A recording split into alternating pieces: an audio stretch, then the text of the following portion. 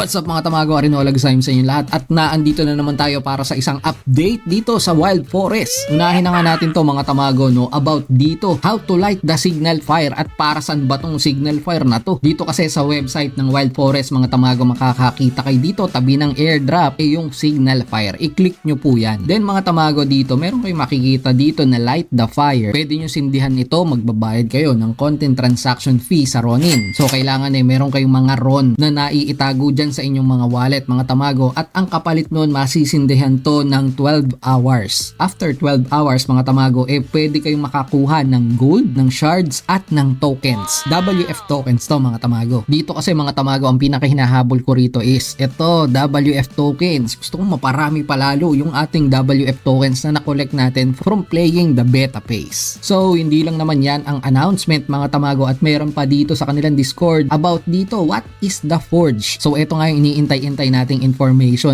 dahil dito sa The Forge mga tamago pwede kang mag-burn ng asset, mag-obtain ng essence. Alamin natin ano itong essence na to, another in-game currency ata na pwede mong ibili ng kung anong meron doon sa essence market hindi pa natin alam, pero bisitahin natin itong kanilang substock. Sabi nila rito sa kanilang substock mga tamago, itong ang Forge ang magiging silbi nito sunugan ng mga bagay or items na hindi natin kinakailangan. In return makakakuha tayo dito nung tinatawag nila na essence. Dito nga sinasabi nila na you can burn various assets to gain essence including beta units, broken NFTs, off-chain or on-chain release units. So mas marami pa daw assets ang pwede nating sunugin dito sa The Forge as the game develops. So itong essence, the new currency, is a special off-chain currency exclusive to Forge. So wala po siya sa blockchain. With essence, you can buy different assets starting with off-chain units soon after the game release. Kapag na-release na nga itong game kagad, alam ko parang next week na ata ang game release mga tamago, magagamit na natin at pwede na ito available na si The Forge. So sa ngayon guys, ang pwede mo palang sunugin dito yung mga units pa lang po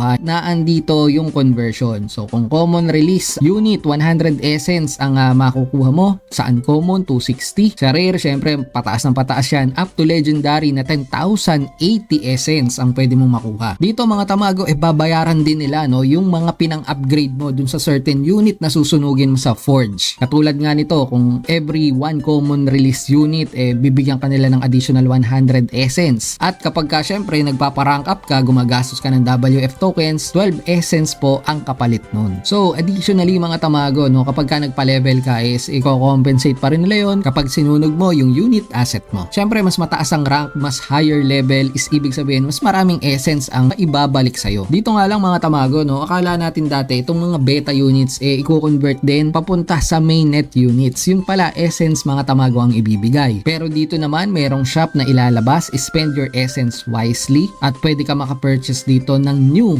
asset for the essence. Initially you can purchase chest with a random unit inside. So yung mga unit din na yun mga tamago, random unit makukuha natin na siya naman pwedeng i-transfer sa main wallet natin. Kapag nasa on-chain na siya, pwede nyo nang ibenta or pwede nyo rin namang ibalik sa game para gamitin. Pero initially ito ay makukuha nyo sa loob ng laro. So dun sa mga nakaipon ng maraming shards, maraming gold mga tamago, I suggest na ipa-level nyo, ipa-rank up nyo yung inyong mga units. Sabi nga nila dito, you can't directly convert gold and shards, yung mga naipon natin in-game, into essence kasi si essence ay currency na magkakaroon ng halaga dito sa loob ng ecosystem nila. So sayang naman itong mga na-farm natin na shards na to, yung mga forest gold natin, kung hindi siya magiging essence. So ang pinaka-discarte dyan, ipa-level nyo lahat ng units nyo, gastusin nyo ng gastusin yung shards and units para makakuha kayo ng mga essence mga tamago. At yung essence nga again, pwede pong ipambili sa shop. Yung essence shop, wala pa tayong details dyan kung anong nakalagay dyan. Ang sinabi lang pwede makabili ng chest with random unit. So maghintay pa tayo ng mga news and updates regarding dito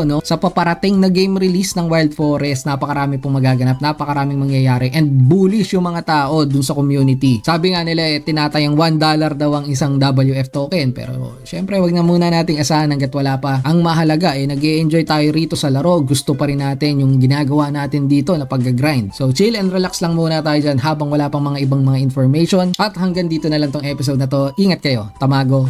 Halika na't sumama sa aming barangay, samahang masaya, ano pang hinihintay? Kung online games ang iyong gusto, dito ka sa guild ko, solid to. Sa aming community na puro makulit, mga hari na trash talk pero malupit, bawal ang iyakin.